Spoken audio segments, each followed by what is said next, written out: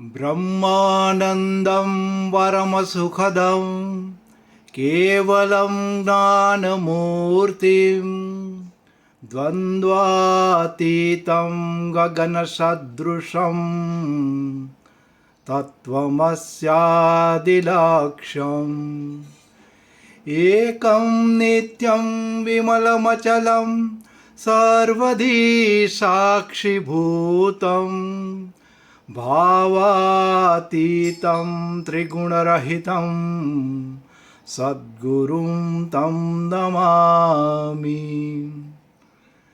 अखण्डानन्दबोधाय शिष्यसन्तापहारिणे सच्चिदानन्दरूपाय तस्मै श्री गुरुवे नमः।